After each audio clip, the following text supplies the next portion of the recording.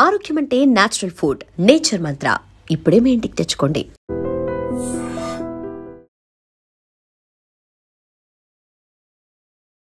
నమస్తే, welcome to iDream inside politics with కవిత.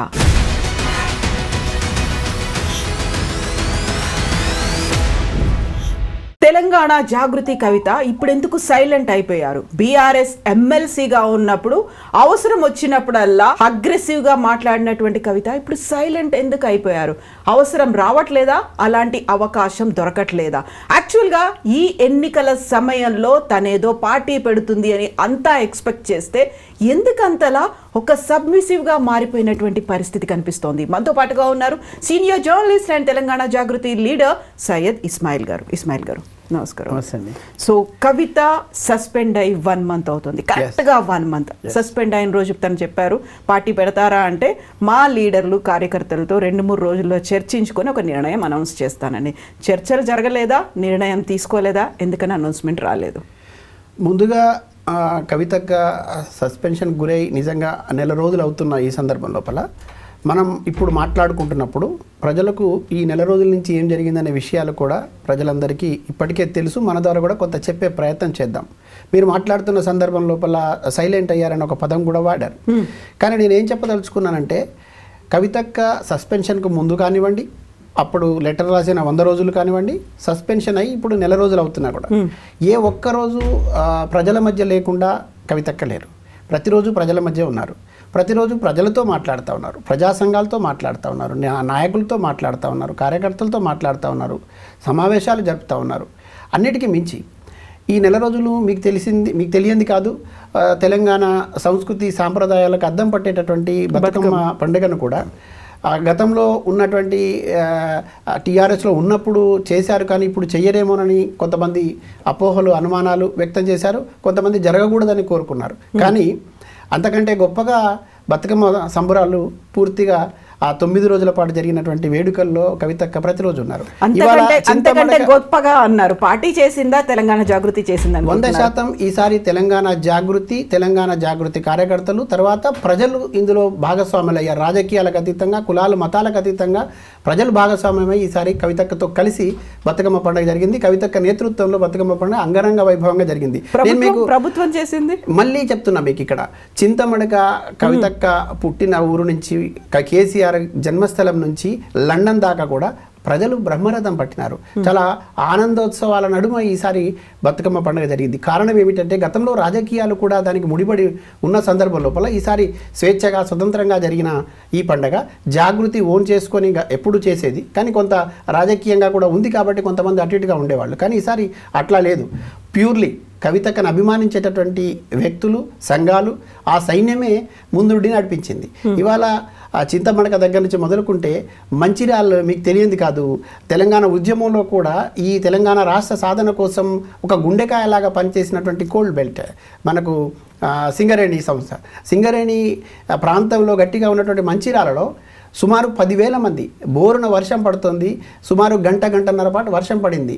అసలు ఆ బతుకమ్మ ఆడడానికి సమయం దొరుకుతుందా లేదా అనుకున్నాం, కానీ ఆ వరుణదేవుడు కూడా కరుణించాడు.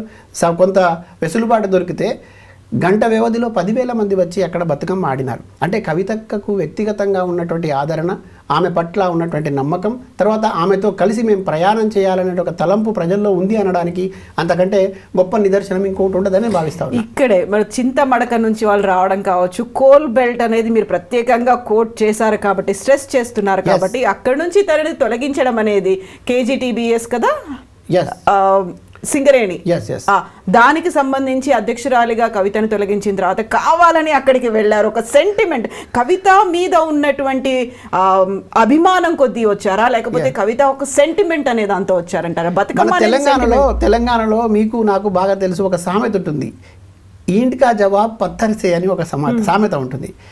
సింగరేణిలో కవితక్కను తప్పించినారు అనేటటువంటి భ్రమల్లో ఉన్న వాళ్ళకి, ఆమెను తప్పిస్తే ఆమెను కొంచెం తగ్గించవచ్చు అని భ్రమపడిన వాళ్ళకి ఒక చెంపపెట్టులాగా అక్కడ ఉన్నటువంటి సింగరేణి కార్మిక కుటుంబాలు మేము అండగా ఉన్నాం, ఎందుకంటే కవితక్క మా కోసం పనిచేసింది, మేము గుండెల్లో పెట్టుకున్నాం, మా సమస్యలు చూసింది, పరిష్కరించింది, ఉద్యోగాల విషయంలో, మా సంక్షేమం విషయంలో, మా కుటుంబాలకు రక్షణ విషయంలో, మా బిడ్డల చదువులకు సంబంధించినటువంటి సహకారం అందే విషయంలో కవితక్క మాకు వెన్నుగా ఉన్నదని చెప్పేసి సింగరేణి కార్మికులు ఓన్ చేసుకొని, నేను అక్కడ ప్రత్యక్ష సాక్షిని, నేను అక్కడ నిలబడి చూశాను, అంతా గమనించాను.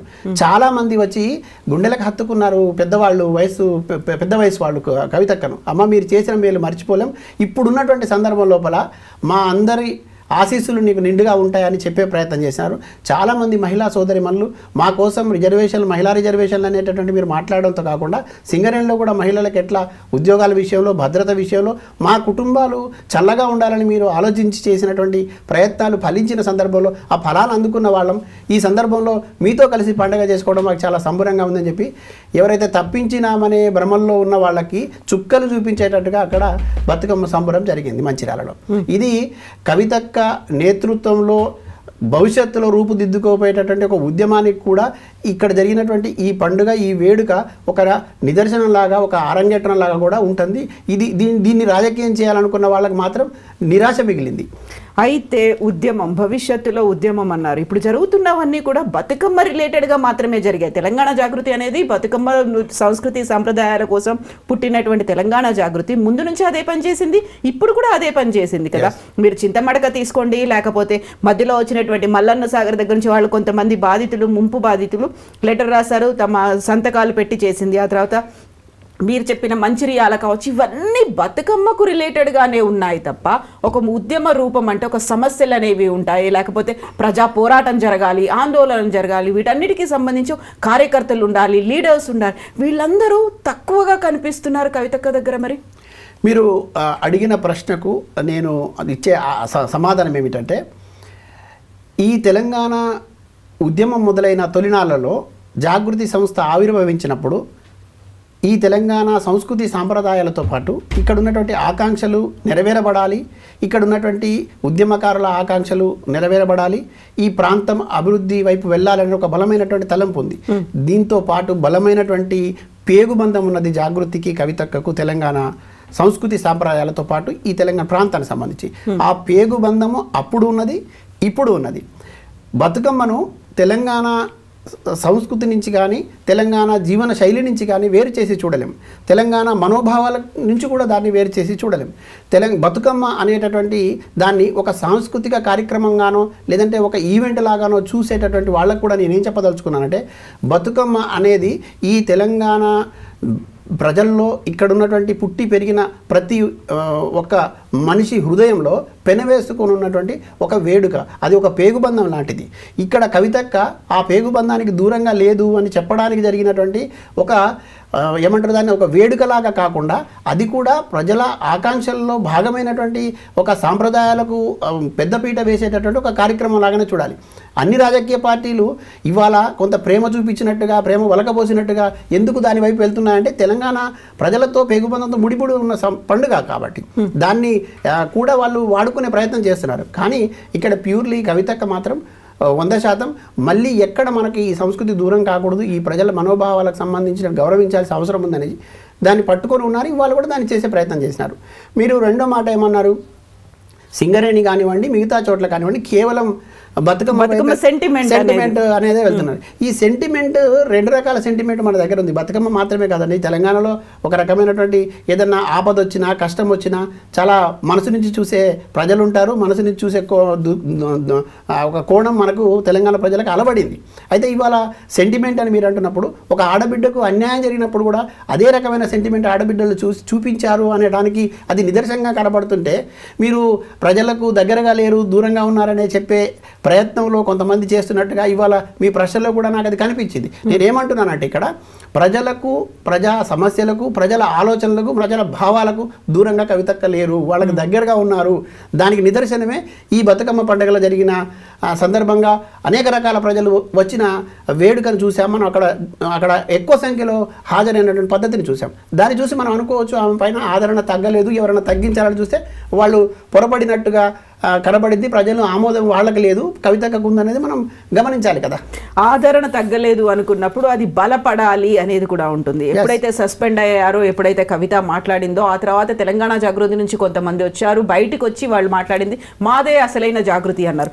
ఆ తర్వాత వెల్లువలా వస్తారా లేకుంటే ఒకరిద్దరైనా వచ్చి జాయిన్ అవుతారా అనుకుంటే లీడర్స్ ఎవరు బయట నుంచి రాలేదు. ఒక్కటి మాత్రం జరిగింది, మధ్యలో పెద్దమ్మ తల్లి వార్షికోత్సవానికి సంబంధించి విష్ణువర్ధన్ వచ్చి పత్రిక ఇచ్చినప్పుడు మాత్రం ఆయన జాయిన్ అవుతాడేమో, జూబ్లీ హిల్స్ తరఫున ఆయన అభ్యర్థిగా నిలబడతాడేమో. ఆ తర్వాత ఏమీ లేదు, ఎక్కడ ఒక చలనం లేదు, ఎవరైనా వచ్చి జాయిన్ అవుతున్నారా అనేటువంటి ఒక కదలికలు అలాంటివి కూడా ఏం కనిపించట్లేవు. ఎందుకు? గెలిచేదాకా మౌనంగా ఉండు, నీ విజయమే ఒక శబ్దమై వినిపిస్తుంది ఈ సమాజానికి అంటాడు ఒక పెద్ద ఆయన. గెలిచేటప్పుడు మౌనంగా ఉండడం, కొంత స్తబ్దుగా ఉండడం ఉన్నట్టుగా కనపడుతుంది. కానీ ఆ సముద్రం కూడా ఒకసారి ఇట్లా ఉప్పెనగా వచ్చేటప్పుడు చాలా స్తబ్దుగా అనిపిస్తుంది మనకు. కానీ ఆ కెరటాలు ఎగసిపడేటప్పుడు తట్టుకోవడం చాలా కష్టంగా ఉంటుంది. నేనేమంటానంటే, విష్ణువర్ధన్ రెడ్డి వచ్చి వెళ్ళారనే వార్తను మీరు చూశారు, నేను చూశాను. అట్లాగే ఆమెర్ అలీ ఖాన్ని కలిశారనేటటువంటి వార్తను కూడా మీరు చూశారు, నేను చూశాను. ఇది మనకి బయటికి పొక్కిన తర్వాత, బయట కొంత ప్రచారం జరిగిన తర్వాత తెలిసే విషయాలు. కానీ బయటికి అన్ని విషయాలు తెలియాలని లేదు. ఎవరెవరు వచ్చి కలిశారనే విషయం ఇప్పుడే వెల్లడి చేయాల్సిన అవసరం మాకు కూడా లేదు. ఎందుకంటే అనేక రకాల ఆశలు ఉంటాయి, ఆశయాలు ఉంటాయి, తర్వాత కొన్ని కోరికలు ఉంటాయి, తర్వాత వాళ్ళకు కొన్ని అంబిషన్స్ ఉంటాయి కొంతమందికి. తర్వాత గమ్యం వైపు వెళ్ళేటప్పుడు ఆ గమ్యాన్ని నిర్ధారించుకునేటటువంటి సందర్భం లోపల వ్యూహాత్మకంగా ముందుకు వెళ్ళాలని అనుకుంటారు. అట్లాంటి చాలామంది నాయకులు చాలా పార్టీల నుంచి, తర్వాత ఇప్పుడు కొత్తగా రాజకీయాలకు రావాలనుకున్న వాళ్ళు అనేక మంది, అనేక సమూహాలు వచ్చి కలిసిపోతున్న వాటిని నేనే ప్రత్యక్ష సాక్షిగా చూస్తూ ఉన్నాను. కానీ ఇవన్నీ ఇప్పుడే మేము వెల్లడించలేం. ఎందుకంటే అది వాళ్ళకు మంచిది కాదు, మాకు మంచిది కాదు. ఎవరు కలవడం లేదు, ఒంటరిగా ఉన్నారు అనేటటువంటి ప్రచారానికి పాల్పడుతున్న వాళ్లకు నేను ఏం చెప్పదలుచుకున్నానంటే, మీరు తట్టుకునే పరిస్థితిలో ఉండరు భవిష్యత్తులో. ఎందుకు అనంటే, ఇక్కడ ఒక సునామీ రాబోతా ఉన్నది. ఈ సునామీ ఎట్లా ఉండబోతుంది అని అంటే, మీ ఆలోచనలకి, మీరు అనుకుంటున్న ఊహలకి తలకిందులుగా ఉండబోతున్నది. తర్వాత రాజకీయంగా ఒక గొప్ప శక్తి రాబోతున్నది, అది కూడా బలమైనటువంటి శక్తి రాబోతున్నది. తర్వాత కొత్త రక్తాన్ని ఎక్కించుకొని, నూతన ఉత్తేజంతో, సామాజిక స్పృహ కలిగి, ఈ సామాజిక తెలంగాణ కోణం లోపల ఒక నవ తెలంగాణ నిర్మించే దశగా జాగృతి ఒక కొత్త రాజకీయ శక్తిగా తప్పకుండా భవిష్యత్తులో రావడానికి సిద్ధంగా ఉన్న దాంట్లో ఏం అనుమానం లేదు. రేపో ఎల్లుండో ఉరుకుల పరుగుల నడుమ తీసుకునే నిర్ణయం కాదు ఇది. మీకు చెప్తున్నా కవిత గారు, మనము తెలంగాణ ఉద్యమం అప్పుడు మీరు కూడా రిపోర్టింగ్లో చాలా యాక్టివ్గా ఉన్నారు. చాలామంది నాయకుల్ని, నాకు తెలిసి కేసీఆర్ గారి దగ్గర నుంచి అనేక మందిని మీరు 1-to-1 ఇంటర్వ్యూ చేసిన కొన్ని చూశాను నేను. తర్వాత ఆ సందర్భం లోపల మనకు చాలా ఆశ్చర్యంగా, తర్వాత మనకు కూడా అనుమానం కలిగేటట్టుగా కొన్ని పరిణామాలు మనకు కనపడతా ఉండేవి. అంటే నిజంగానే తెలంగాణ వస్తుందా రాదా, ఆ వార్ రూమ్ అంటారు, ఆ వార్ రూమ్ మీటింగ్లు మనం రిపోర్ట్ చేయడానికి ఉదయం నుంచి సాయంత్రం వరకు ఎదురు చూసిన సందర్భాలు ఉంటాయి. కానీ బయటకు వచ్చిన తర్వాత మళ్ళీ ఏదో ఒక్క లైన్తో సమాధానం చెప్పి వెళ్ళిన సందర్భాలు ఉంటాయి. కానీ తెలంగాణ వచ్చింది. ఎట్లా వచ్చింది? గ్రామాల్లో తెలంగాణ రాష్ట్ర సమితి ఆవిర్భవించినప్పుడు సర్పంచ్గా పోటీ చేయడానికి అభ్యర్థులు లేరు, గ్రామ అధ్యక్షుడు ఉండడానికి అభ్యర్థులు లేరు. కానీ ఒక సునామీ అయితే సృష్టించింది. ఉప్పెనగా తెలంగాణ రాష్ట్ర సమితి 10 ఏళ్ల పాటు ఇక్కడ అధికారం కొనసాగించడానికి కారణం ఏమైంది అని అంటే, ఇక్కడ జరిగినటువంటి ఉద్యమం, ఇక్కడ ఉన్నటువంటి ప్రజల ఆకాంక్ష, ఆ ప్రజల ఆకాంక్ష నెరవేరుద్దని ఒక బలమైన నమ్మకం, వీటన్నిటికి తోడై అది ఉంది. కానీ ప్రజల నమ్మకాన్ని వమ్ము చేసిన వాళ్ళను అప్పుడు కాంగ్రెస్ పార్టీలో ఉన్న పార్టీని అయితే కానివ్వండి, తర్వాత తెలుగుదేశం పార్టీని అయితేనేమి, మొన్నటి టీఆర్ఎస్ పార్టీని అయితే, ప్రజలను ఆకాంక్షలకు అనుగుణంగా లేనప్పుడు, ప్రజలకు ఆలోచనలకు విరుద్ధంగా పనిచేసినప్పుడు, ప్రజల కోరికలు నెరవేర్చబడినప్పుడు ఎట్లయితే తిరస్కారానికి గురైనా అక్కడ గురైనరు. కానీ ఉద్యమ రూపం తీసుకున్నటువంటి పార్టీలను ఉదాహరించి మీకు చెప్తా ఉన్నా, తెలంగాణ జాగృతి కూడా ఊరికనే ఆషామాషిగా మైకు ముందు మాట్లాడి వెనకెళ్ళి కూర్చునే పరిస్థితులు లేదు. ఇప్పుడు కూడా చాలా విస్తృతమైనటువంటి చర్చలు జరుగుతూ ఉన్నాయి, చాలా లోతైనటువంటి చర్చలు జరుగుతూ ఉన్నాయి. అనేక మంది మేధావులతో మాట్లాడుతూ ఉన్నాం, ఉద్యమకారులతో మాట్లాడుతూ ఉన్నాం. ఇక్కడ రాజకీయ పార్టీలు కొంతమందిని చివరి నిమిషం దాకా తీసుకొచ్చి అవకాశాలు ఇస్తామని తీసుకొచ్చి వాళ్ళు అనేక రకాలుగా వాడుకొని వదిలేసిన గాయపడ్డ నాయకులతో కూడా మాట్లాడుతూ ఉన్నాం. తర్వాత కొత్తగా రాజకీయాల్లోకి రావాలని ఆశపడేటటువంటి యువతకు ఒక మార్గదర్శకంగా ఉండేటటువంటి వేదికను తయారు చేయాలని తలంపు ఉన్న వాళ్ళతో మాట్లాడుతూ ఉన్నాం. ఖచ్చితంగా పూర్తిగా ఇప్పుడున్నటువంటి రాజకీయాలకు భిన్నంగా కొత్త తరం ఆశాకిరణంగా తప్పకుండా జాగృతి సంస్థ ఒక గొప్ప రాజకీయ శక్తిగా రావడం, ఎదగడం ఖాయం. రహస్య సమావేశాలు అవుతున్నాయి అంటున్నారు, సైలెంట్ సునామీ సృష్టించబోతున్నారు అని చెప్తున్నప్పుడు తెలంగాణ జాగృతి ఒక వేదిక కాబోతోంది. ఉద్యమాలు చేస్తుందా, ఒక రాజకీయ పార్టీగా ఉంటుందా, కేవలం ప్రజా పోరాటాలు చేసుకునేటువంటి ఒక సామాజిక సేవా సంస్థగా ఉండబోతోందా? వాళ్ళకి ఏం చెప్తున్నారు మీరు అసలు? ఇక్కడ ఉన్నటువంటి ప్రతి సమస్యని నిశితంగా పరిశీలించి పరిష్కారం వైపు ఆలోచిస్తూనే, ఆ పరిష్కారానికి మార్గంగా చేయాల్సినటువంటి పని చేస్తూనే, అవసరమైనప్పుడు ప్రభుత్వాలు కానివ్వండి అధికార యంత్రాంగాన్ని ఎదిరిస్తూనే, ఒకవేళ పరిష్కరించకపోతే ఉద్యమ రూపం తీసుకొని పోరాడుతూనే ఖచ్చితంగా ఇక్కడ ఉన్నటువంటి కేవలం ఒక్క వర్గం మాత్రం కాదు, సప్పండ వర్గాల ప్రయోజనం నెరవేర్చడం కోసం రాజకీయ శక్తిగా ఎదిగేటటువంటి ప్రయత్నాల్లో జాగృతి సంస్థ ఉన్నది. ఆ పనులలో చాలా బిజీగా ఉన్నది. ఇప్పుడు రాజకీయ శక్తిగా ఎదిగే ప్రయత్నాల్లో ఉంది అనుకున్నప్పుడు ఈ మధ్య కాలంలోనే మనం ఒక రాజకీయ పార్టీ అనౌన్స్మెంట్ చూసాము. తీన్మార్ మల్లన్న తెలంగాణ రాజ్యాధికార పార్టీ అనేది ఒకటి అనౌన్స్ చేసేశారు. ఎంత టైం పడుతుంది కవితకు అలాంటి అనౌన్స్మెంట్ చేయడానికి? నేనేమంటానంటే, ఎవరో ఇదవుతున్నారని ఇంకొకరు తొందరపడి ఒక కోయిల ముందే కూసింది అనేటట్టు కొన్ని తర్వాత పులిని చూసి నక్క వాతలు పెట్టుకున్నట్టుగా కొన్ని ఈ సంఘటనలు మనం గతంలో సామెతలు విన్నాం. అట్లా సామెతలు తగ్గట్టుగా మా ప్రయత్నాలు మా పనులు ఉండవండి. ఎవరినో చూసి వేగిరపడమో తొందరపడమో అత్యుత్సాహం చూపడం ఉండదు. నేను అంతకుముందు చెప్పాను, మళ్ళీ చెప్తున్నాను, ఈ ప్రజాస్వామ్యాన్ని గౌరవించేవాదిగా, రాజ్యాంగం రక్షణ కవచంగా ఈ సమాజానికి ఉండాలని కోరుకునేవాడిగా, ఎన్ని రాజకీయ పార్టీలు వస్తే అంత మంచిది, ఎంతమంది రాజకీయ నాయకులు వస్తే అంత మంచిది. కానీ వాళ్ళు సమాజం పట్ల సున్నితమైనటువంటి మనసుతో చూడగలిగినటువంటి పరిస్థితి ఉండాలి. పరిష్కారం వైపు వాళ్ళ అడుగులు ఉండాలి. తర్వాత నమ్మిన సిద్ధాంతాన్ని కట్టుబడి వాళ్ళు పనిచేయాలి. ఆ గమ్యాన్ని చేర్చగలుగుతామనే నమ్మకం కూడా వాళ్ళకు ఉండాలి. అట్లా రాజకీయ పార్టీలు వస్తే స్వాగతిస్తాను. ఇప్పుడు మీరు అన్నట్టు ఇవాళ రేపో వెంటనే ప్రకటించుకోవాలని తొందర మాకు ఎటువంటి తొందర లేదు. ఒకటి. రెండోది, కొంతమందికి చాలా తొందర ఉంది, కొంతమందికి ఆసక్తి కూడా ఉంది.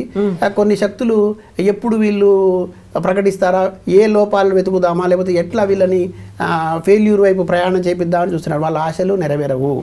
మేము ఆచితూచే అడుగులు వేయబోతున్నాం, చాలా వ్యూహాత్మకంగా అడుగులు వేయబోతున్నాం, కుట్రలకు దూరంగా ఉండబోతున్నాం, కుతంత్రాలకు దూరంగా ఉండబోతున్నాం. తర్వాత కొన్ని శక్తులు వేస్తున్నటువంటి వ్యూహాలు ఏవైతే ఉన్నాయో, పన్నుతా ఉన్నారో, కుట్రలు ఏదైతే చేస్తూ ఉన్నారో వాటిని ఒక కంట కనిపెడుతూనే మా ప్రయాణం ఎట్లా ఉండాలనే దానికి మాత్రం రూట్ మ్యాప్ స్పష్టంగా ఉండబోతుంది. చాలా క్లారిటీతో రాబోతా ఉన్నాం. దాంట్లో ఏం అనుమానం లేదు.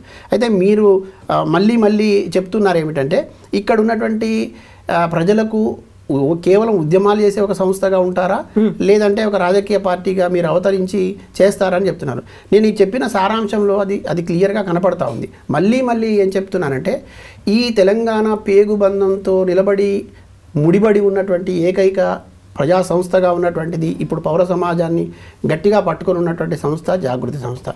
ప్రజలు కూడా బాగా నమ్మకంతో విశ్వాసంతో ఎవరి వైపు చూస్తున్నారంటే కవిత వైపు చూస్తున్నారు. తర్వాత ఇక్కడ ఉన్నటువంటి కొన్ని రాజకీయ పార్టీల వైఫల్యాలు, కొన్ని రాజకీయ పార్టీలు చేసినటువంటి తప్పిదాలు ప్రజల్ని కొంత అయోమయానికి గురి చేస్తున్నాయి, అనుమానాలకు గురి చేస్తున్నాయి. ఈ సందర్భం లోపల వాళ్ళు కూడా వాళ్ళ కోసం నిలబడేటటువంటి ఒక కొత్త శక్తి కోసం చూస్తున్నారు. కొంతమంది రాజకీయ ప్రయత్నాలు చేసి బీసీల కోసం కానివ్వండి, లేకపోతే దళితుల కోసం కానివ్వండి, బడుగు వర్గాల కోసం పనిచేస్తామని చెప్పిన గతంలో వాళ్ళ చరిత్ర ఏమిటి, వాళ్ళ నేపథ్యం ఏమిటి, వాళ్ళు ఏమాత్రం కృషి చేశారు, ఏ రకమైనటువంటి ప్రయాణంలో వాళ్ళు ఇక్కడ దాకా చేరారు, ఈ విషయాలు కూడా ప్రజలు గమనిస్తారు. కవితక్క విషయంలో నేను చాలా క్లారిటీగా చెప్పగలను. 2006లో ఇక్కడికి వచ్చినప్పటి నుంచి ఈ రోజు వరకు చరిత్ర అంతా లిఖించబడి ఉంది. చరిత్ర అంతా మన కళ్ళకు కట్టినట్టుగా ఉంది. ఏ ఒక్కరోజు కూడా ఆమె విశ్రమించలేదు, ప్రజలకు దూరంగా లేదు, ప్రజల వైపుగా ఉన్నారు. సామాజిక అంశాల విషయానికి వస్తే శాసనసభలో ఉమ్మడి ఆంధ్రప్రదేశ్లో అంబేద్కర్ బొమ్మ పెట్టాలని ఇక్కడ చాలా రాజకీయ పార్టీలు మేము రాజకీయాలు నడిపామని చెప్పిన వాళ్ళు కూడా కిమ్మనుకుంటా ఇంట్లో పడుకుంటే కనీసం వాళ్ళకు సోయి లేకపోతే, ఈవెందో నేను మళ్ళీ చెప్తా ఉన్నా, బీఆర్ఎస్కు కూడా ఊహకందని విధంగా, బీఆర్ఎస్లో నాయకులకు కూడా ఊహకందని విధంగా కవితక్క స్వతంత్రంగా ఈ నిర్ణయం తీసుకున్నారు అంబేద్కర్ విగ్రహాన్ని అక్కడ పెట్టాలని.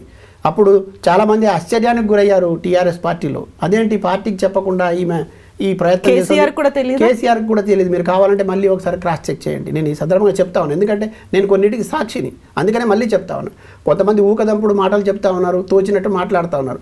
చరిత్ర ఎప్పుడు ఎవరిని తప్పు మాట్లాడితే క్షమించదు, వాస్తవాలని విస్మరిస్తే క్షమించదు. నిజాలు కటువుగా ఉన్నా కూడా వాస్తవాలను చెప్పే ప్రయత్నం చేయాలి. కవితక్క చరిత్రను చెరిపేయాలని చూసే వాళ్లకు భవిష్యత్తులో ఖచ్చితంగా గుణపాఠం ఉంటుంది.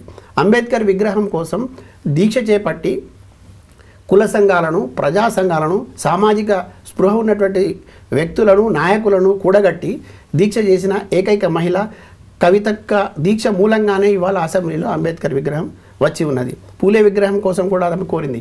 ఆనాడే సామాజిక స్పృహతో పనిచేసింది కవితక్క అని చెప్పడానికి నేను ఒక ఉదాహరణగా చెప్తా ఉన్నాను. సామాజికంగా ఇవాళ జాగృతి సంస్థను కూడా మీరు చూశారు. నిన్న మొన్న మేము ఒక రాష్ట్ర కమిటీని కూడా ప్రకటించాం.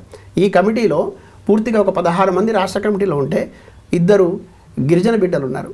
చెప్పమనండి, ఏ సంస్థ, ఏ ప్రజాసంఘం లేదంటే ఏ రాజకీయ పార్టీ ఈ సామాజిక న్యాయాన్ని పాటించింది? 9 మంది బీసీలు ఉన్నారు ఈ రాష్ట్ర కమిటీలో, 2 మైనార్టీలు ఉన్నారు, 2 అగ్రకులస్తులు ఉన్నారు. ఇట్లా సామాజిక న్యాయాన్ని పాటిస్తూ ఒక ప్రజాసంఘాన్ని నిర్మించిన కవితక్క రేపు రాజకీయంగా వెళ్ళేటప్పుడు మీకు ఇట్లా ఉండబోతుంది అనేటువంటి ఒక మోడల్ని కూడా ఇచ్చి కూర్చున్నది. ఆ ధైర్యం ఎవరికి ఉంటుంది చెప్పండి? ఆ తెగువ ఎవరికి ఉంటుంది? ఈ చైతన్యం నింపుకొని ఉన్న తెలంగాణ పేగుబంధంతో ముడిపడి ఉన్న కవితక్క రేపు భవిష్యత్తులో మేము సామాజిక న్యాయాన్ని పాటిస్తామనడానికి ఇంతకంటే ఏం నిదర్శనం చూపెట్టాలి చెప్పండి? ప్రతిసారి మీరు ఇంత గట్టిగా చెప్పినప్పటికి కూడా ప్రతిసారి కవిత మాత్రం ఎక్కడ మాట్లాడినా కేసీఆర్కి ఒక కూతురుగా మాట్లాడుతున్నారు. కేసీఆర్ మీద ఉన్నటువంటి ప్రేమ, అభిమానం కనిపించేలా తన వ్యాఖ్యలు కూడా ఉంటున్నాయి. తన ప్రసంగాల్లో ఖచ్చితంగా కేసీఆర్ మీద సాఫ్ట్ కార్నర్ ఇంకా ఉంది అనేటువంటి ఒక భావన కనిపిస్తోంది, కాదంటారా? నేను కూడా ఒక మాట చెప్పదలుచుకున్నా. కేసీఆర్ ఆషామాష వ్యక్తి అయితే కాదు. తర్వాత అందరిలాగా ఆలోచించిన వాడు కాదు, కొంచెం భిన్నంగా ఆలోచించినాడు. అవునన్నా కాదన్నా ఉద్యమ నేత, తర్వాత ఒక పోరాట యోధుడు. ఆ పోరాట యోధుడి కడుపులో పుట్టినటువంటి బిడ్డకు ఏ తల్లికైనా ఏ తండ్రికైనా బిడ్డ పట్ల, ఏ బిడ్డకైనా తల్లిదండ్రుల పట్ల ప్రేమ, అనురాగం ఉండడం, ఆ వాత్సల్యం ఉండడం, ఇంకా కొంత బాండింగ్ ఉండడం అనేది ఎవరికైనా ఉంటుంది. అట్లా లేకపోతే మనం మనుషులుగా మానవత్వానికి విలువే లేదు. అది ఇంకోటి రక్త సంబంధానికి విలువే లేదు. కానీ ఇక్కడ నేను చాలా స్పష్టంగా చెప్పదలుచుకున్నా. సమాజం, కుటుంబం అని వచ్చినప్పుడు కవితక్క ఖచ్చితంగా సమాజం వైపు నిలబడబోతుంది, సమాజం వైపు నిలబడుతుంది. సమాజం వైపు నిలబడింది కాబట్టే కుటుంబానికి దూరమైంది. ఈ విషయాన్ని చాలా అర్థం చేసుకోమని ఈ సమాజాన్ని నేను కోరుతా ఉన్నా. కుటుంబం వైపు ఎందుకు కుటుంబానికి దూరమైంది అనే విషయాలను కూడా ప్రజలందరి ముందు ఇప్పటికే పెట్టి ఉన్నాం. ప్రజలు కూడా వాటిని గమనించమని నేను కోరుతా ఉన్నా. కుటుంబం వైపే నిలబడాలనుకుంటే, కుటుంబం వైపే ఉండాలనుకుంటే ఆమెకు భవిష్యత్తు కూడా బంగారుమయంగా ఉంది. కానీ ఆమె ఆలోచనలు, భావాలు, ఆమెకున్న లక్ష్యాలు, ఆమె చేరాల్సిన గమ్యం, ఆమెకున్నటువంటి స్పృహ, తర్వాత ఆమె తీసుకున్న ఒక సామాజిక ఉద్యమాల రూపం, ఇవన్నీ కూడా ఆమెను సమాజం వైపు నిలబడాలనేటటువంటి విషయాన్ని పదే పదే గుర్తు చేశాయి. ఆమె ఆ నిబద్ధత కలిగి ఉండి నిలబడ్డారు. ఇవాళ దాన్ని ఆ కోణంలో చూడాలని నేను విజ్ఞప్తి చేస్తూ ఉన్నాను. ఇప్పుడు కేసీఆర్ మీద ఇంకా సాఫ్ట్ కార్నర్ అనేది కవితకి ఉన్నది, ఆ మాటల్లో ప్రతిధ్వనిస్తోంది అనేది ఒక అంశం అయితే, తను బీజేపీలో చేరబోతున్నారు అనేటువంటి ఇంకొక మాట కూడా ఇప్పుడు బీజేపీలో పొత్తు కోసం లేకుంటే బీజేపీలో కలపాలి అనేటువంటి బీఆర్ఎస్కి ప్రతిపాదన వచ్చింది. దానివల్లే తను దయాలు ఉన్నారు అనేటువంటి మాట మాట్లాడినప్పటికీ చివరికి బీజేపీలోనే తను చేరబోతున్నారు అనేది సోషల్ మీడియాలో విపరీతంగా తిరుగుతోంది. ఏమంటారు? నేను ఇప్పుడు మాకు ఈ రకమైన ఆరోపణలు, ఈ రకమైనటువంటి విష ప్రయత్నాలు, ప్రయోగాలు మాకు ఇక కొత్తగా అనిపించట్లేదు. చాలా ఏవగింపుగా కూడా అనిపిస్తూ ఉన్నాయి మాకైతే. ఎందుకంటే మేము పదే పదే వింటున్నాం, కొన్ని చూస్తూ ఉన్నాం, కొంతమంది మాట్లాడుతూ ఉంటే. మీడియాకు కూడా దురదృష్టవశాత్తు ఈ రకమైనటువంటి అపోహలు, అనుమానాలు కలిగించేటట్టుగా కొన్ని శక్తులు ప్రయత్నం చేస్తూ ఉన్నాయి. వాళ్ళ ప్రయత్నాలు ఇంకా ఆపలేదు. కాబట్టి ఆ కోణంలోనే ఇవాళ ఈ ప్రశ్న కూడా వచ్చిందని భావిస్తూ ఉన్నాను. కానీ నేను చాలా క్లియర్గా చెప్పదలుచుకుంటున్నాను. నేను ఈ తెలంగాణ ఉద్యమంలో, అంతకంటే విద్యార్థి ఉద్యమంలో, ఈ దేశంలో రాజ్యాంగం పరిరక్షించబడాలని, ప్రజాస్వామ్యం వెల్లివిరియబడాలని, తర్వాత మహనీయులు ఆశించిన ఫలితాలు నెరవేరబడాలని, తర్వాత ఇక్కడ స్వేచ్ఛా స్వాతంత్రాలు కలిగి ఉండాలనేటటువంటి సమాజ నిర్మాణం, అసమానతలు లేకుండా, వివక్ష లేకుండా ఉండే సమాజ నిర్మాణం జరగాలని భావించినటువంటి కొంతమంది ఉద్యమకారుల సాన్నిహిత్యంతో, వాళ్ళ స్ఫూర్తితో నేను నడిచి వచ్చినవాడిని. ఇవాళ ఒక కులం వైపో, ఒక మతం వైపో, లేదంటే ఈ దేశాన్ని మతాలుగా విడగొట్టాలని చూసేటటువంటి శక్తుల వైపు నేను నాలాంటి వాడు ఉంటారని ఎట్లా అనుకుంటాం? నేను చేస్తున్నటువంటి ప్రయాణమే ఒక ఉదాహరణగా చెప్పదలుచుకున్నా. నాకు గర్వంగా కూడా ఉంది. ఎందుకు అనంటే ఇవాళ ఇంత దారుణంగా ఆరోపణలు చేయబడి, తర్వాత అసంబద్ధమైనటువంటి ఆరోపణలు చేయబడి, తర్వాత ఒక విషయాన్ని ఒక ఆడబిడ్డ మీద విశృంఖలంగా పదే పదే విషప్రయోగాలు చేయబడుతున్న సందర్భం లోపల కూడా కుటుంబంలో ఉన్న వాళ్ళు కూడా కొన్ని అనుమానాలు కలిగించేటట్టుగా, ఆమె భవిష్యత్తును అంధకారం చేసేటట్టుగా ప్రయత్నం చేస్తున్నప్పుడు ఈ తెలంగాణలో ఉన్నటువంటి పెద్ద సమాజం, పక్క రాష్ట్రాల్లో ఉన్నటువంటి రాజకీయాలు, అక్కడ ఉన్నటువంటి ప్రజలు, ఈ దేశంలో ఉన్నటువంటి మిగతా రాష్ట్రాల్లో ఉన్న రాజకీయాలు, అక్కడ ఉన్నటువంటి నాయకులు కవితక్క వైపు చూస్తున్నప్పుడు, మాలాంటి వాళ్ళం ఉద్యమకారులుగా ఉన్న వాళ్ళం, మాలాంటి వాళ్ళంతా వచ్చినప్పుడు కూడా ఇంకా మతోన్మాదం వైపు, లేదంటే మతతత్వ శక్తుల వైపు ఆమె నిలబడుతుంది అని అనుకుంటే అది అపోహ. దీంట్లో వాస్తవం లేదు. ఇంతకంటే నేను మరీ ఉదాహరణగా ఇంకా చెప్పే ప్రయత్నం కూడా చేయలేను. ఎందుకనంటే నేను చేయాల్సిన ప్రయత్నాలు చేస్తూ ఉన్నాం మేము. తర్వాత మా ప్రాక్టికల్గా కూడా కవితక్క లైఫ్ స్టైల్ రోజు మీరు చూస్తూ ఉన్నారు. ఎక్కడికి వెళ్ళినా సర్వమతాల సామరస్యాన్ని కోరుకుంటా ఉన్నారు, సప్పండ వర్గాల ప్రయోజనాలు కోరుకుంటా ఉన్నారు, సామాజిక న్యాయం నెరవేరబడాలని కోరుకుంటున్నారు, బీసీల హక్కులు రక్షించబడాలని కోరుకుంటా ఉన్నారు. అట్లా ఉద్యమిస్తూ ఉన్నారు. ఆమె తెరిచిన పుస్తకంగా మనకు రోజు ఒక కార్యక్రమం కనపడతా ఉంది కదా. ఇంకా మనం అనుమానాల వైపు ఎందుకు వెళ్ళాలంటాను నేను. అయితే ఇక్కడే మళ్ళీ తను కవిత ఏం చేయబోతున్నారు అని మాట్లాడుకుంటున్నప్పుడు మీరు ఇంటర్వ్యూలో ఒక మాట అన్నారు, ఎవరికైతే టికెట్లు ఇస్తారని ఆశించారో, ఎవరికైతే ఇవ్వలేదో, ఎవరైతే మోసపోయారో వాళ్ళంతా రావడానికి సిద్ధంగా ఉన్నారు. వీళ్ళందరూ ఇప్పుడు బీజేపీ అండ్ కాంగ్రెస్ పార్టీల నుంచి వస్తున్నారా? వాళ్ళు బోల్డ్ అని ప్రాబబుల్స్ పేర్లు అయితే ఇక్కడ చాలా క్లియర్గా మీరు నేను వేరే అంటే కొత్తగా వచ్చిన జర్నలిస్ట్ మిత్రులు మాట్లాడుకోవడం వేరు, మనం మాట్లాడుకోవడం వేరు. ఇక్కడ ఈ రాష్ట్రంలో అత్యధికంగా అధికారంలో ఉన్న రాజకీయ పార్టీలు ఏవి? అత్యధికంగా ఈ రాష్ట్రంలో అధికారంలో ఉండడంతో పాటు ఒక రాజకీయ స్థావరాలు బలమైనటువంటి స్థావరాలు ఏర్పరచుకున్నటువంటి రాజకీయ పార్టీలు ఏవి? తర్వాత ఇక్కడ వేళ్ళూనుకుపోయి పెత్తనం చేసినటువంటి శక్తులేవి? మనకు తెలీదా? మనకు ఆలోచన లేదా? ఈ శక్తుల ఏమంటారు చేసినటువంటి ప్రయత్నాల్లో భాగంగా అవకాశాలు ఉండి కూడా, ప్రజాబలం ఉండి కూడా చివరి దాకా నోటి దాకా వచ్చిన ముద్దలు జారిపోయినటువంటి నాయకులు ఎంతమంది లేరు? మీరు అంటున్న బీజేపీ పార్టీ ఇక్కడ ఎప్పుడైనా అధికారంలో ఉందా? ఈ రాష్ట్రంలో వచ్చే అవకాశం ఏమైనా ఉందా? నెక్స్ట్ టైం వాళ్ళే వస్తామని చెప్తున్నారు. ఊహలు వేరు, వాస్తవాలు వేరు కదండి. భారతీయ జనతా పార్టీ నిజంగానే అధికారంలో ఇక్కడ ఉండి లేదంటే అధికారంలో మాకేదైనా భాగస్వామ్యం ఉంటుంది, ఈ టైప్లో మేమేదో వెళ్తామనేటటువంటి ఎవరైనా మాట్లాడినా కనీసం జనం ఆలోచిస్తారని అనుకోవచ్చు. ఇప్పుడు ఉన్నటువంటి పరిస్థితిలో ఈరోజు వాళ్ళతో మాకంటగట్టి లేదంటే కవితక్క బీజేపీలోకి వదిలేమని, అసలు కవితక్క మానసికంగా క్షోభపడింది ఎవరి వల్ల? కవితక్క ఇంత పెద్ద నిర్ణయం, కఠినమైన నిర్ణయం తీసుకోవాల్సిన సందర్భం ఎందుకు వచ్చింది? కవితక్క పడినటువంటి మనోవేదనకు గురి చేసినటువంటి వ్యక్తులు, శక్తులేవి కళ్ళ ముందు కట్టినట్టుగా కనపడతా ఉంటే మళ్ళీ వాళ్ళ వైపు వెళ్తారని లేదా వాళ్ళకి సహకరిస్తారని చెప్పడం చూస్తే ఇది రాజకీయ చైతన్యం లేని వాళ్ళు మాట్లాడతారని నేను అనుకుంటా. రాజకీయంగా మరింత బురద చల్లడం కోసం ఏది పడితే అది చల్తామనేటటువంటి ప్రయత్నం చేస్తున్న వాళ్ళు ఇంకా వాళ్ళ పనులు ఆపలేదు అనడానికి నిదర్శనంగా నేను దీన్ని చూస్తాను. ఇప్పుడు ఇంత చెప్పిన తర్వాత కవిత మరి ఏం చెయ్యబోతున్నారు అనేది మళ్ళీ అదే ఫస్ట్ క్వశ్చన్ రాబోతోంది. ఎందుకంటే ఎలక్షన్స్ అనేవి ఉన్నాయి, లోకల్ బాడీ ఎలక్షన్స్. రేపైతే దానికి హైకోర్టులో తెలుస్తుంది కంటిన్యూ అవుతుందా లేకపోతే పోస్ట్పోన్ అవుతాయా ఏంటి అనేది. జూబ్లీ హిల్స్కి సంబంధించి ఆల్రెడీ అనౌన్స్మెంట్ వచ్చేసింది. ఇప్పుడు ఇవి కాదా బేసిక్గా ఫస్ట్ మన టెస్ట్ మనదేంటి అనేది ఒక లిట్మస్ టెస్ట్ లాగా చేసుకోవడానికి, మన తొలి అడుగు ఎటువైపు ఉండాలి, ఎటువైపు వేస్తే బెటర్ అని తెలుసుకోవడానికి ఇది కాదా బేసిక్? నేను మళ్ళీ చెప్తా ఉన్నా, ఇప్పుడు కొత్త రక్తాన్ని ఎక్కించుకోవాలనుకుంటున్నాం, కొత్త శక్తిని ప్రదర్శించాలనుకుంటున్నాం, కొత్త వ్యూహాలతో రాబోతున్నాం అనే విషయాన్ని కూడా నేను పదే చెప్తా ఉన్నా. ఇక్కడ రాజకీయాలంటే కేవలం ఎన్నికలతో ముడిపడి ఉన్న పరిస్థితిని మాత్రమే చూస్తున్నాం. ఎస్, ఎవరు అవునన్నా కాదన్నా ఎన్నికలతో ఓట్లు సీట్లు ఉంటుంది. కానీ కేవలం ఓట్లు సీట్లకు పరిమితం మాత్రమే కాకుండా ఇక్కడ ఉన్నటువంటి మెజారిటీ ప్రజల ఆలోచనలు అనుగుణంగా కూడా ఒక రాజకీయ వ్యవస్థ నిర్మాణం జరగాలి. ఆ వ్యవస్థ నిర్మాణం జరిగేటప్పుడు సీట్ల కోసం ఉరుగులు పరుగులు, ఓట్ల కోసం ఉరుగులు పరుగులతో నిర్ణయాలు తీసుకునే పరిస్థితి ఉండదు. ఎందుకు ఈ మాట చెప్తున్నానంటే, కేవలం సమయం వచ్చింది కదా మనం ఎన్నికల రంగంలోకి దూకాలనేటటువంటి కుతూహలమో లేదంటే ఆ స్వార్థమో మాలో లేదు.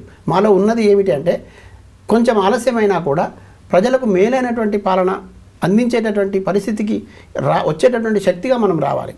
తర్వాత ఇక్కడ ఉన్నటువంటి అనేక మంది కొత్త నాయకుల్ని మనం తీసుకొని వచ్చి ఈ సమాజం ముందు నిలబెట్టాలి. ఎందుకు అనంటే, ఈ సమాజం కోసం తపన పడేటటువంటి శక్తులు వస్తేనే వాళ్ళకి న్యాయం జరుగుతుందని బలంగా కోరుకుంటున్న వాళ్ళం.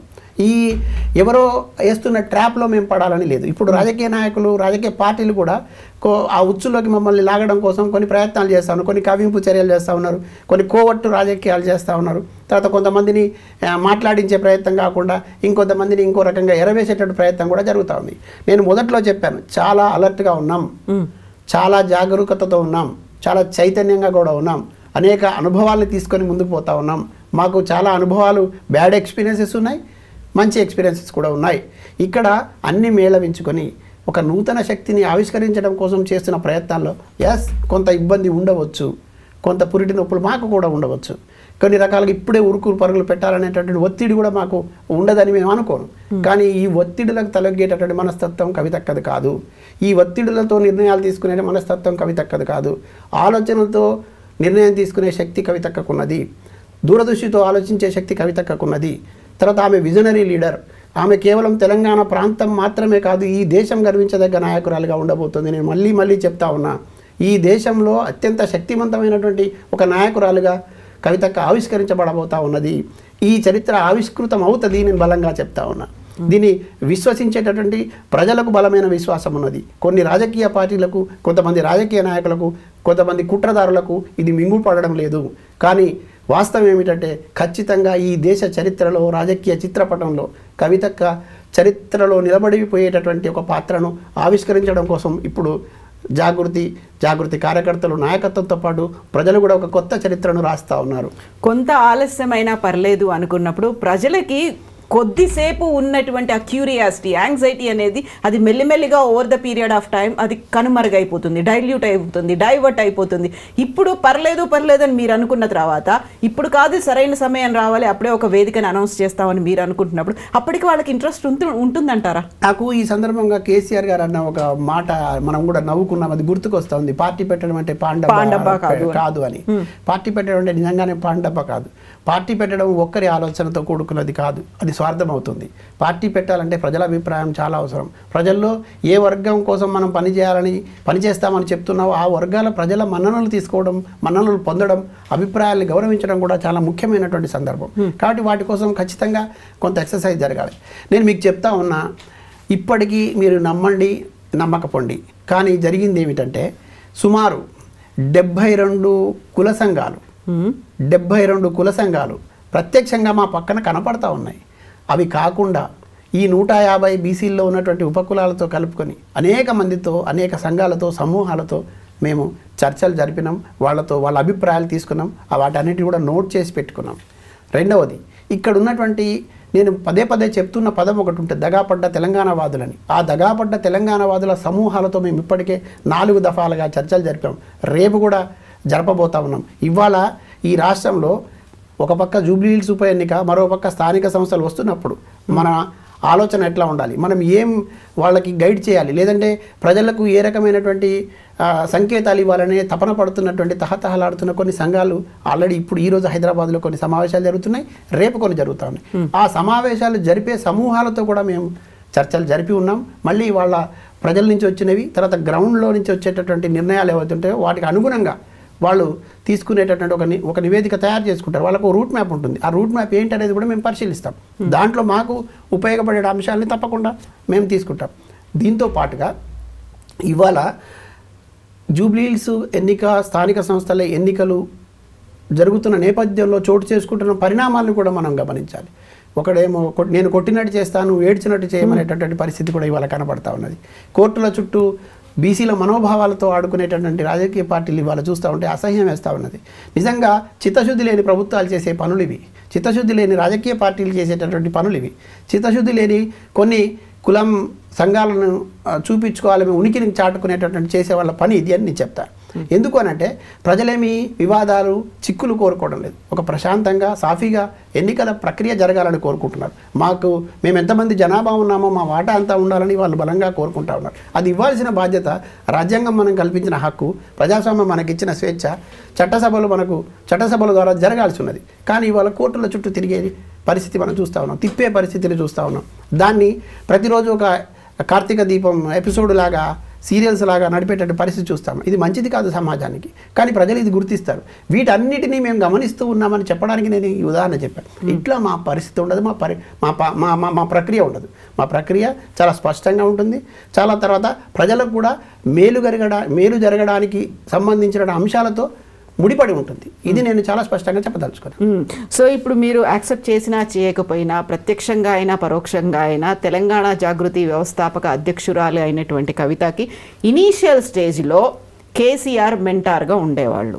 ఆ తర్వాత ఇప్పుడు బయటకు వచ్చిన తర్వాత తెలంగాణ జాగృతి వ్యవస్థాపక అధ్యక్షురాలుగా మాత్రమే ఉన్నారు. బీఆర్ఎస్ పార్టీ లేదు, ఎమ్మెల్సీ లేదు. ఇప్పుడు తనకు ఎవరున్నారు? రాజకీయ సలహాదారులు కానీ, మెంటార్స్ కానీ, తనంతట తాను ఏకపక్ష నిర్ణయాలు తీసుకుంటున్నారా? ఎవరిని సంప్రదిస్తున్నారు? ఎవరు సలహాలు ఇస్తున్నారు?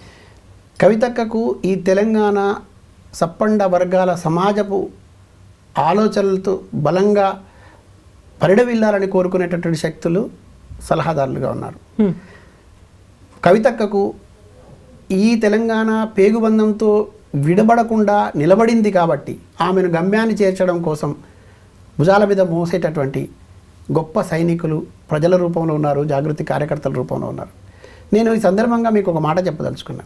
ఈ దేశ స్వాతంత్రానికి పూర్వం ఈ స్వాతంత్రం కోసం ఉద్యమించిన వాళ్ళు కూడా అతివాదులు మితివాదులుగా చెప్పబడి, కొంతమంది హింసావాదులుగా అంటే ఆరోపణలు చేయబడి ఈ స్వతంత్ర ఉద్యమంలో పాల్గొన్నారు. గాంధీ గారు ఒక పక్క అహింస అంటే, సుభాష్ చంద్రబోస్ లాంటి వారు, భగత్ సింగ్ లాంటి వారు, రాజగురు సుఖదేవ్ లాంటి వాళ్ళు, సుభాష్ చంద్రబోస్ లాంటి వాళ్ళు ఇంకో పందాన్ని ఎంచుకున్నారు. కానీ ఈ దేశానికి స్వాతంత్రం వచ్చిన తర్వాత ఈ దేశంలో ఏమంటారు, ప్రజాస్వామ్యయుతంగా ఇది సోషలిస్ట్ దేశంగా ఉంటుంది, ప్రజాస్వామ్యాన్ని పరిడవిల్లుతుంది, ప్రజలకు సేవ చేస్తామని చెప్పి నెహ్రూ గారి నేతృత్వంలో ఇక్కడ ప్రభుత్వం ఏర్పడిన తర్వాత ఆ నెహ్రూ గారితో సహా ఇప్పటి వరకు కొనసాగినటువంటి 75 ఏళ్ల స్వాతంత్ర దేశంలో మారిన రాజకీయ పార్టీలన్నీ కూడా కేవలం గాంధీని మాత్రమే మెంటర్గా పెట్టుకునే పరిస్థితి లేదు. కేవలం గాంధీని మాత్రమే స్వాతంత్రం తీసుకొచ్చినాడు కాబట్టి ఆయననే అనుసరిద్దామనే ఆలోచనలు ఏమి లేవు. చాలా రాజకీయ పార్టీలు పుట్టాయి ఈ దేశంలో.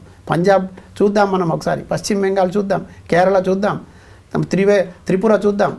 చాలా భగత్ సింగ్, రాజగురు, సుఖదేవ్ లాంటి పోరాట యోధులను స్ఫూర్తిగా తీసుకొని వాళ్ళని మెంటర్లుగా భావించినాయి. మార్క్స్, లెనిన్ని ప్రపంచ దేశాలకు విప్లవాన్ని చెప్పినటువంటి వాళ్ళను కూడా మెంటర్గా తీసుకొని పనిచేశారు. కాబట్టి కేసీఆర్ ఉద్యమ యోధుడిగా, ఉద్యమ నేతగా, తండ్రిగా, మెంటర్గా తీసుకోవచ్చుగాక కవితక్క.